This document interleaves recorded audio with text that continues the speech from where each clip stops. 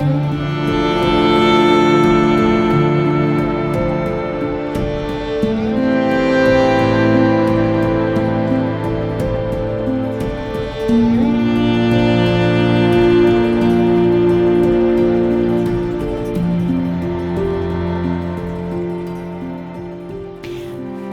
to me to say, this teaching is not a formula to have a better life. This teaching is an offering of love, is an offering of a life of service towards one another for the sake of love itself. It's not something that is given for you to have a better personality or a better life or a better something. It's an invitation to celebrate the fact that we are alive. Is a celebration towards existence, is a path of devotion towards love, is a path of understanding of what we are, and is a path of acting it in our life. The invitation is here in every moment. It's not given by me, it's given by life itself. And it's calling us. If you're here listening to this interview, it's because it's calling you too. In the midst of everyday life, we often feel overwhelmed by what is going on. And we all look for a safe place, a silent place, a peaceful place, either outside or within, to rest. And this teaching is a teaching that pinpoints a silence and a peace that is unshakable by the events of life. It's not a peace that comes from the outcome of any experience or action. It is instead something that is before everything, behind our mind, behind our actions, behind our personalities. This silence, this peacefulness remains. So the peace that I'm talking about is something that cannot be found as a consequence of an action, but can be recognized as the prior condition before everything. This realization arrives out of a self-inquiry that is not just questioning ourselves through the mind, but opening our heart to places where there is still contraction, denials, refusals, recognizing them, and possibly meeting the reason why they were there, and finally letting them go. So it's an inner transformations that is not led only by our intelligence, but also by our intuition and our heart. The result of this is not just an inner transformation, but also an outer one. We find ourselves having a completely different point of view towards life, towards the others, because we have a different point of view on ourselves. The starting point changes. Behind the senses, behind the experiences of all these bodies, there is something that remains always the same, that is unchanging, and is the true self of every being. This awareness, this silent awareness, is this peacefulness, is this quiet, vast, and loving space that can help us to navigate through the overwhelming waves of life and the conflicts of our existence. It does not mean that it will resolve them, but it will give us the opportunity to face them and to learn from them. Every human being, even when they don't know that they are looking for this space that we can call awareness, consciousness, love, peace, also when they don't know it, they're looking for it.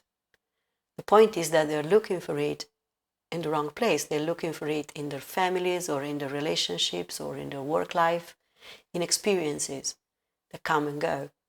And although these things can give you pleasure or joy or happiness temporarily, they cannot give you a long-lasting satisfaction because they come and go.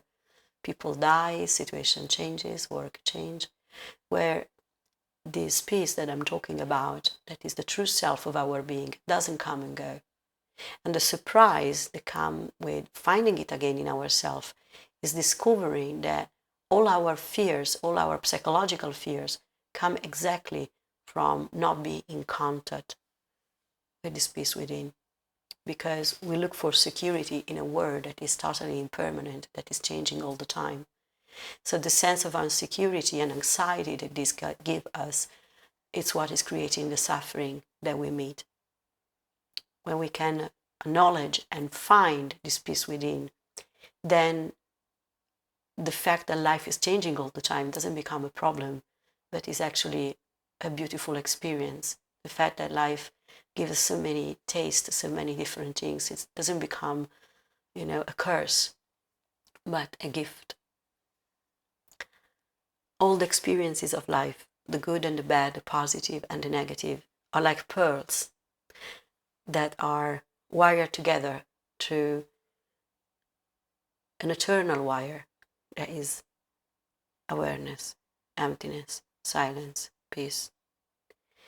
And is by resting in this recognition in our everyday life, moment by moment, that we can enjoy each pearl, each jewel, each moment, without necessarily having to protect ourselves from it, either because we are afraid of losing it or we think we can't have it. There is no refusal or attachment. It's not enough knowing it, right?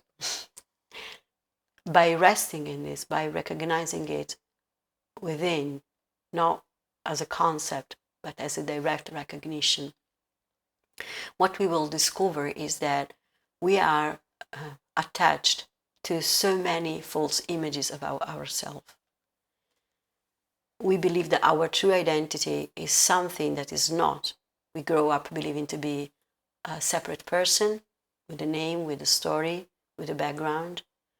And we go along with life thinking that's pretty much it.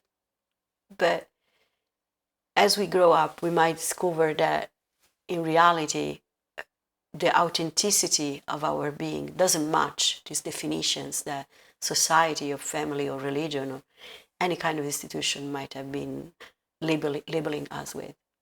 And the seeking of this authenticity becomes a journey of discernment, of letting go what is felt as false and remaining what feels right in our heart.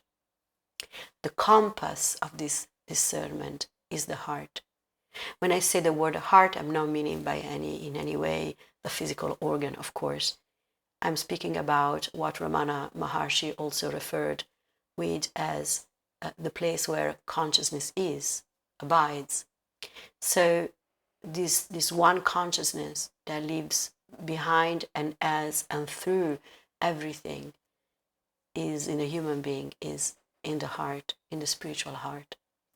So what we see, what we can find is that by using this discernment of the heart that knows, without knowing how, that's the beauty of it, that knows what is true and what is false, we might start to see that many of the masks that we wear in our everyday life are not us. They don't really belong to our heart. They belong to something that has been given to us because it was convenient, or that we built up maybe because we were afraid of life. So the journey of a spiritual seeker is letting go what is false and remaining only with what is real, and is a journey of dismantling all that doesn't feel authentic. Of course, sometimes this journey can be painful or difficult for some people, and we can only use our sincerity and honesty and find courage in our heart to carry on. Even staying with our fears, even staying with the fear of letting go ourselves into what is real is a journey in itself. Even recognizing all the frail and vulnerable parts that say, no, I don't want to let go of this. Even that is a teaching. ultimately the teaching comes from life itself, that confronts us with all these dilemmas and contradictions and leave us naked and at the end open-hearted towards it. When you are confronted with the yes and no's of the mind, you will always find a reason. It's always very reasonable. I don't want this because. I don't want this because. But you might discover that when you confront that with your heart, it doesn't feel right because there is no joy in it. There is no expansion in it. You don't feel yourself in it. When you live aligned with your heart, when you use really the heart as a compass in your existence, you discover that your choices are not coming from a convenience. They're coming from the joy of existing. Of course, we are so contrived in the way in which we live that sometimes we are no more in touch with this joy of existence. It seems lost. The good news is that it's never lost. It looks like it's lost, but it's not. And the way to finding it is really to be absolutely honest with ourselves. Am I moving in this situation because I'm afraid, or am I moving in this situation because I feel expanded and open in it? And then by following this, slowly, whatever is not real for us will fall down. As I say before, is a journey of dismantling something that is an illusion. And it doesn't happen in a night or in a day. It takes all our existence in a way. But the drive is this thirst for truth. I believe that if somebody bumps into this interview, it's because he's looking for something different in their life. And what has been driving, any viewer in watching this interview is this thirst within for truth. Now, this thirst for truth does not come from a person. It comes from truth. So your heart is already seeking. Your heart is already looking for something real. The mind will have many reasons. The heart will be silently expanding and say yes and no, not for a reason, but for the sake of joy. That's the difference. Maybe it's good to mention that joy is not pleasure, or happiness. Happiness has an opposite in unhappiness and pleasure in pain, where instead joy is unconditional. Joy is what is in Sanskrit ananda, eternal bliss. It's something that doesn't change. It's a radiance within that doesn't have any opposite. That's the quality of our heart.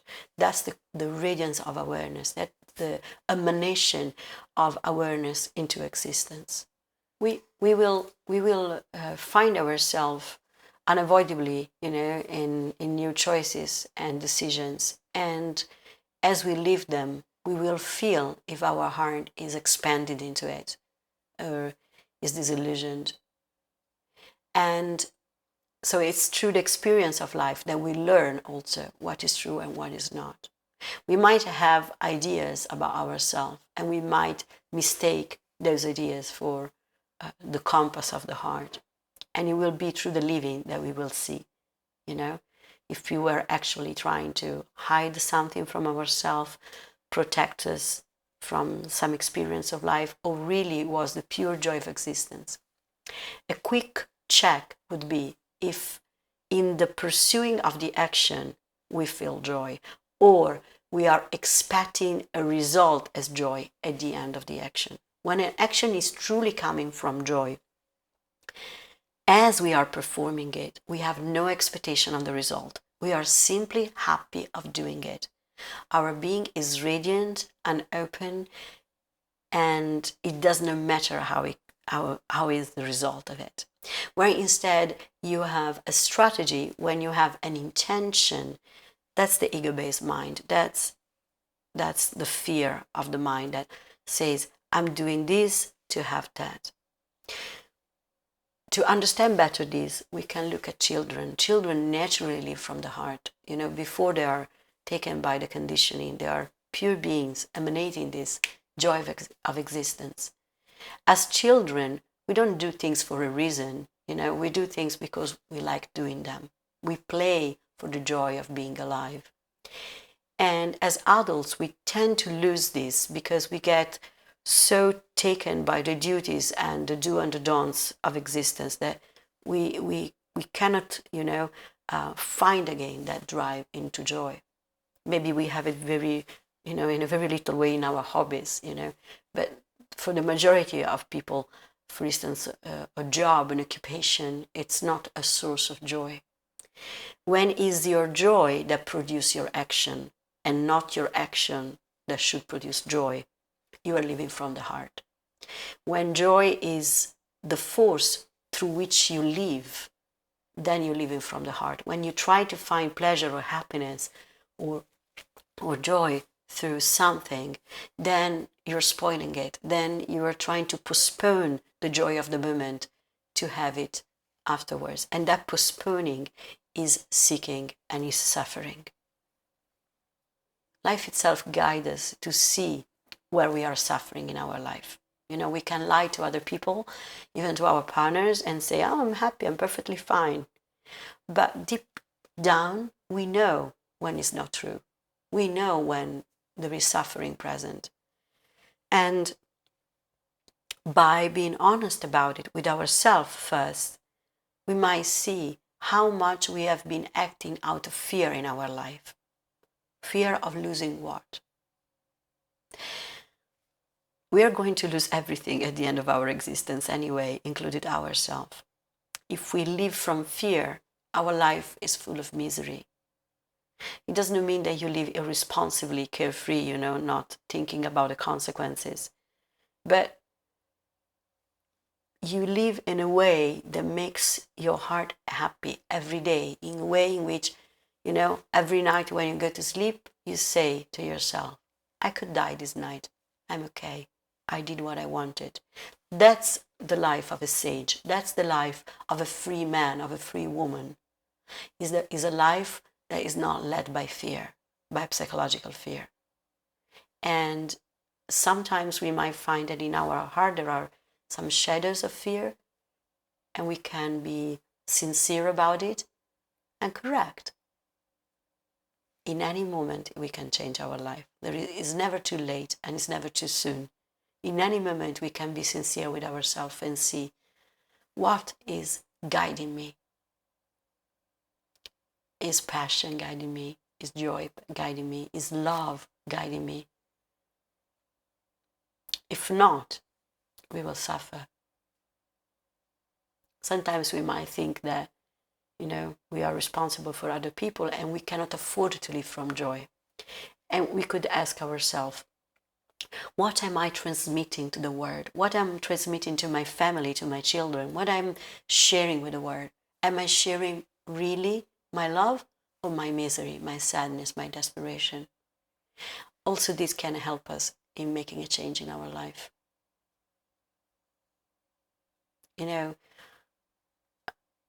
We are connected, not on the surface. On the surface, we are all different. We have different stories, different backgrounds, different existence. But deep down, we are all connected in the heart. If each one of us can shine from the heart, this radiance is felt throughout all the universe.